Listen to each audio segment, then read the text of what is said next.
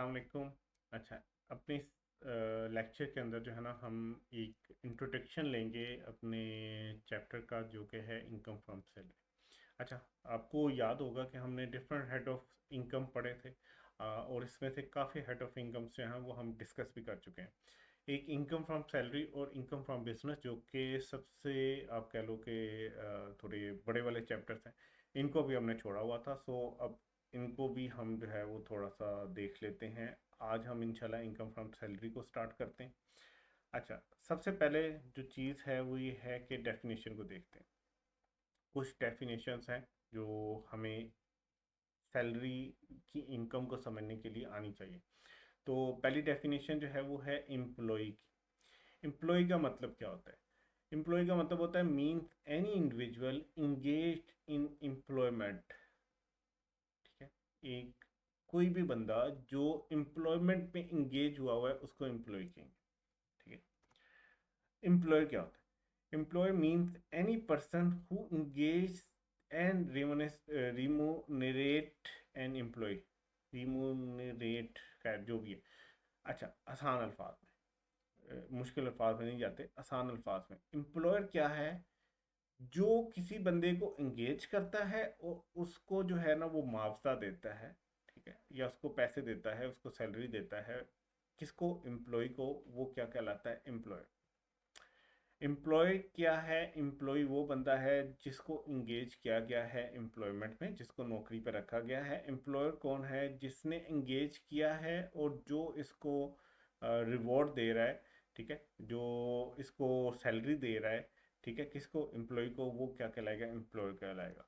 और एम्प्लॉयमेंट के अंदर क्या क्या चीज़ें आ जाती हैं? एम्प्लॉयमेंट के अंदर जो है वो ये चीज़ें आ जाती हैं। Employment includes a directorship or other office involved in management of company।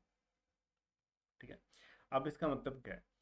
Employment की जो डेफिनेशन है ना उसके लिए वर्ड इंक्लूड का जिक्र किया गया है। ठीक है, अब यहाँ पे लिखा ये भी जा सकता था एम्प्लॉयमेंट मीन्स, और ये नीचे एक दो तीन पॉइंट जो भी होते हैं वो लिख दिए जाते, लेकिन यहाँ पे वर्ड यूज किया गया इंक्लूड्स। ठीक, इंक्लूड का मतलब है कि इसके अंदर ये चीज़ें भी शामिल हैं। बाकी इसके अंदर एक सिंपल सी बात है, आपको ये तो समझ आ गई कि एम्प्लॉय और एम्प्लॉय क्या है। कि कोई भी बंदा से कि ये जो है ये आपका जो है वो बॉस है, और ये जो है ये आपकी एम्प्लॉय है। ठीक है, आपकी नहीं, सॉरी, ये बॉस है और ये एम्प्लॉय। इसका मतलब ये है कि ये जो है बंदा, इसने इसको इंगेज किया हुआ है एक जॉब के अंदर। ठीक है, तो ये क्या बन गई है? इसकी एम्प्लॉय बन गई है, ये बन गया है एम्प्लॉय। ठीक है, और ये इसको एक तो इंगेज किया हुआ है, सेकंड ये इसको सैलरी वगैरह भी दे रहा है, तो ये एम्प्लॉयर है, ये एम्प्लॉय है। ठीक है, और इन दोनों का जो रिलेशन है उसको हम कह रहे हैं एम्प्लॉयमेंट। ये तो सिंपल सी बात होगी, लेकिन यहाँ पे एम्प्लॉयमेंट जब डिफाइन की गई तो उसमें ये बताया गया कि इसमें कुछ और चीज़ें भी शामिल हैं। ठीक है, एक तो जो आप सोच रहे हो कि ये एम्प्लॉयर और एम्प्लॉय का रिलेशन, इसको एम्प्लॉयमेंट कहते हैं, प्लस इसमें कुछ और चीज़ें भी शामिल हैं, वो बताई गई हैं। वो अब क्या है? आपने डेफिनेशन ऐसे लिखनी है। आपने डेफिनेशन ऐसे ही स्टार्ट करनी है, एम्प्लॉयमेंट इंक्लूड्स, और ये नीचे चीज़ें लिखनी है। इसका मतलब है कि अंडरस्टूड सी बात है कि जो भी एम्प्लॉय और एम्प्लॉय का रिलेशन है वो तो एम्प्लॉयमेंट में आते ही आता है। इसके अलावा ये चीज़ें भी आती हैं। इंक्लूड्स में कहता है अ डायरेक्टरशिप और other office involve in management of company. ठीक है, कोई भी बंदा जो डायरेक्टर हो किसी कंपनी का, तो वो भी एम्प्लॉय समझा जाएगा, मतलब वो भी एम्प्लॉयमेंट में है। या कोई भी और ऑफिस है, किसी भी किस्म का और ऑफिस, उसको जो नाम दे दो। ठीक है, वो आप ये कह दो कि ये हमारे पीर साहब बैठे हुए हैं, कोई भी नाम दे दो जो मैनेजमेंट में इन्वॉल्व है कंपनी की, तो वो बंदा भी इसी के अंदर आ जाएगा। मतलब एक ऐसी पोस्ट जो है जहाँ पे आप बैठा के मैनेजमेंट करवाओ कंपनी की, या डायरेक्टरशिप हो, ये चीज़ें भी किस में आ जाती हैं? एम्प्लॉयमेंट में आ जाती हैं। उसके बाद कहा गया है a position which gives the employ a fix और असर्टेनेबल, ठीक है, रेमुनरेशन। ठीक है, फिक्स का क्या मतलब है? अच्छा, अब इसको, इन दोनों को ना जरा हम डिफरेंट एम्प्लॉयज बनाते हैं। ये वाला भाई साहब जो है ये अकाउंट्स डिपार्टमेंट में काम करते हैं, और ये बहन जो है ये सेल्स डिपार्टमेंट में काम करती हैं। इन दोनों को कंपनी ने रखा हुआ है, हायर किया हुआ है। ठीक है, इस अकाउंट्स वाले बंदे को कहा, जब हायर किया तो इस बंदे को कहा कि भाई तुम्हें हम सिंपल जो है ना वो से कि 50,000 पर मंथ देंगे। ठीक है, ये परेशान हो गया होगा। है, इसको 50,000 फिक्स सैलरी बताई गई। रेमुनरेशन कितना है इसका फिक्स है, और वो 50,000 पर मंथ इसको बता दिया। ये बहन जब ज्वाइन करने आई तो इसको कहा गया कि आप सेल्स टीम का पार्ट हो, आपको हम 60,000 देंगे पर मंथ, प्लस आप जितनी सेल करोगे उसका आपको हर सेल का, फॉर एग्जांपल ये अगर साबुन बेच रही है तो साबुन का हर साबुन बेचने के ऊपर आपको जो है वो 5% उसकी वैल्यू का वो भी आपको दिया जाएगा। प्लस अगर आपने पूरे महीने में 5 लाख के साबुन बेच लिए तो आपको जो है ना वो हम एडिशनल जो है वो देंगे, आपको एडिशनल आपको जो है ना हम साथ 50,000 और दे देंगे। तो मतलब अब ये क्या हुआ है, अब ये फिक्स तो है ही लेकिन कुछ असर्टेनेबल भी है, आपको असर्टन करनी पड़ेगी, आपको देखना पड़ेगा कि ये इसकी सैलरी हर मंथ कितनी बनेगी। वो डिपेंड करता है डिफरेंट चीज़ों के ऊपर, इसको कमीशन बेस्ड सैलरी दी जा रही है, हो सकता है इसको ये पर मंथ वाला मुका ही ना गया हो। ठीक है, कुछ ऐसी जॉब्स होती हैं जहाँ पे सिर्फ कमीशन ही चल रहा होता है। ठीक है, प्रॉपर्टी डीलर्स के अगर आप ऑफिस में जाओ तो वहाँ पे जो लड़के लुड़के बैठे होते हैं उनको फिक्स सैलरी नहीं मिल रही होती, उनको होता है भाई बेचो घर घोट या प्लॉट बेचो, उसके इतने परसेंट तुम्हें प्रॉफिट का हम जो है ना कमीशन दे देंगे। ठीक है, तो इस तरह की दोनों तरह की जो है ना वो हो सकती है, ये एम्प्लॉयमेंट ही समझी जाएगी। अगर किसी को फिक्स सैलरी मिल रही हो तो वो भी एम्प्लॉयमेंट में ही है, और अगर किसी को असर्टेनेबल जो है जिसको अपने अभी असर्टन करना हो कि कितनी इसकी सैलरी है, जो टाइम के साथ असर्टन की जाए, वो भी क्या समझा जाएगा, एम्प्लॉयमेंट का ही पार्ट समझा जाएगा। द होल्डिंग और acting in any public office. Public office, public अगर आपको याद हो ना तो इकोनॉमिक्स में पब्लिक का जो वर्ड यूज़ किया जाता था वो सरकारी के लिए यूज़ किया जाता है। ठीक है, तो अगर आपको सरकारी ऑफिस को होल्ड कर रहे हो, वहाँ पे बैठे हो या वहाँ पे कुछ देर के लिए काम कर रहे हो, ठीक है, जैसे आपका कोई एमएनए या कोई भी किसी भी पोजीशन पे आप बैठे हुए हो, तो या तो आप ऑफिस को होल्ड कर रहे होगे या कुछ अर्से के लिए वो कोई बाहर गया तो उसकी जगह काम कर रहे होगे, तो आपको क्या समझा जाएगा कि आप जॉब के अंदर ही हो, एम्प्लॉयमेंट में। अच्छा, अब इन तीनों पॉइंट्स को मज़ीद डिटेल में भी वैसे डिस्कस किया जा सकता है, तो थोड़ा सा इनको देख लेते हैं। Any remuneration paid to directors for purpose of branding management. ठीक है, मतलब कि एम्प्लॉयमेंट में चाहे आप डायरेक्टर्स को महीने की सैलरी दो, ठीक है, या चाहे आपको डायरेक्टर्स को कि भाई आप जब जब आके मीटिंग करोगे ना उस हिसाब से हम आपको पैसे दे दिए जाएंगे, तो जो भी रेमुनरेशन पे करोगे आप डायरेक्टर्स को वो मैनेजमेंट के लिए, क्योंकि वो मैनेज करने ही आ रहा होगा कंपनी, तो वो भी इसी में आती है। Management services of the company will fall under definition of employment. ठीक है, तो वो एम्प्लॉयमेंट की डेफिनेशन में आता है। अच्छा, it includes a person which is remunerated on basis of sales made by him. ठीक है, ये अब ये सेकंड पॉइंट की बात हो रही है,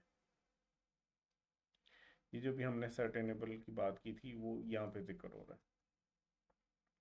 अच्छा, अब ये सी है, ठीक है, ये सी की बात हो रही है। Public office refer to MNAs and MPAs, और जितने भी सरकारी ऑफिस को होल्ड करते हैं। अच्छा, अब एक नोट पढ़ लेते हैं।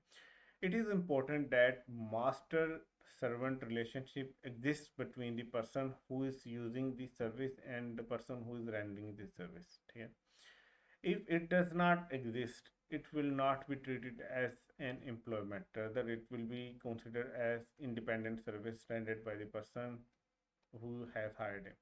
For example, ये दोनों लोग हमने अपने पास जॉब पे रखे, अब ये हमारे एम्प्लॉयमेंट में हैं कि नहीं, हम इनके एम्प्लॉयर हैं कि नहीं, ये हमारे एम्प्लॉय हैं कि नहीं, ये बात इस चीज़ से डिटरमिन की जाएगी कि क्या हमारे दरम्यान में एक मास्टर सर्वेंट का रिलेशनशिप बनता है कि नहीं।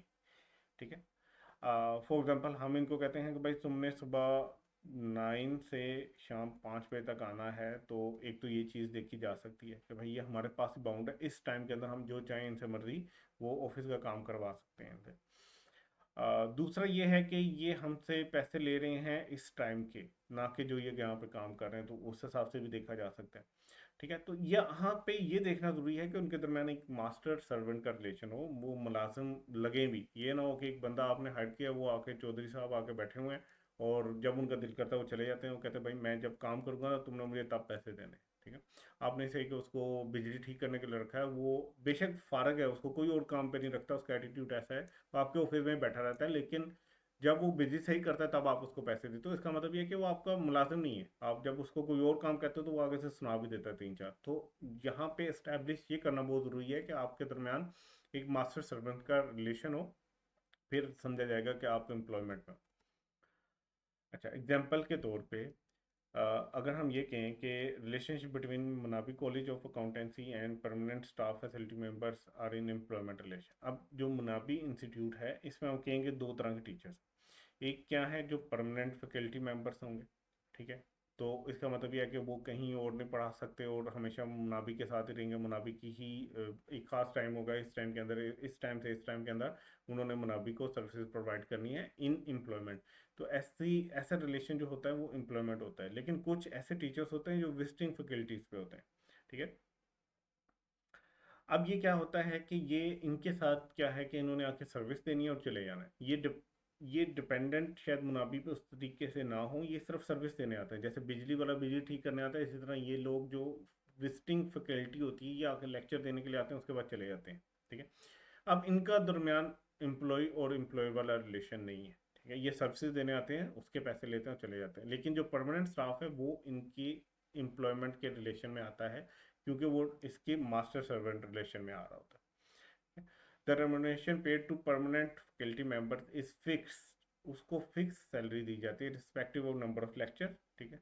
While remuneration paid to visiting faculty members, ठीक है, वो डिपेंड करता है कि उसने कितने लेक्चर्स पढ़ाए हैं। तो ये एक चीज़ है कि ये एम्प्लॉयमेंट में कौन आएगा और कौन नहीं आएगा। जो विजिटिंग फैकल्टी मेंबर है वो एम्प्लॉय नहीं है। ठीक है। लेकिन जो परमानेंट मेंबर है वो एम्प्लॉय है। सेकेंड एग्जाम्पल जो है हमारे पास वो ये है कि ABC company is in business of repairing computers. एक कंपनी है एबीसी कंपनी, वो रिपेयर करती है computers. The company has engage mister Aslam on monthly salary of 30,000 and his job is to repair the computer of the company. मतलब ABC company है जो कि repair करती है कंप्यूटर, उन्होंने मिस्टर असलम को हायर कर लिया मंथली सैलरी के ऊपर कि तुमने यहाँ पे बैठना है और जो हमारे पास कंप्यूटर ठीक होने आएंगे आपने उसको ठीक करना है। One of the computer was damaged badly due to the some mishandling. The company called Mr. Babar from Hafiz Center, who charged the company 200 per hour for 3 hours work by him. ठीक है। अब हमारे पास एक mister Aslam है जो हमने monthly basis पे रखे हुए हैं, उनसे कोई काम खराब हो गया तो हमने एक और बंदे को बुलाया जो कि है मिस्टर बाबर, जो कि हफीज सेंटर से हैं। यहाँ लाहौर में एक जो है ना वो आप कह लो मार्केट है फीस सेंटर, वहाँ से कंप्यूटर वगैरह ठीक होते हैं। तो वहाँ से भाई साहब आए, इन्होंने चार्ज किया 200 पर आवर का और इन्होंने 3 घंटे काम किया। अब ज़रा देखें कि हमारा इस कंपनी का एबीसी कंपनी का रिलेशनशिप जो मिस्टर असलम के साथ है वो एम्प्लॉयमेंट वाला रिलेशनशिप है। ठीक है। लेकिन जो बाबर के साथ है वो एम्प्लॉयमेंट वाला नहीं है, क्योंकि वो सिर्फ सर्विसेज प्रोवाइड करना है और इंडिपेंडेंट है। ठीक है। सो ये हमने बेसिक कुछ कॉन्सेप्ट्स पढ़ लिए अपनी इनकम फ्रॉम सैलरी के डेफिनेशंस को हमने समझ लिया। इंशाल्लाह नेक्स्ट अपने लेक्चर में इसको मज़ीद हम समझेंगे। अपना ख्याल रखिएगा, इंशाल्लाह नेक्स्ट वीडियो में मिलेंगे। अल्लाह हाफिज़।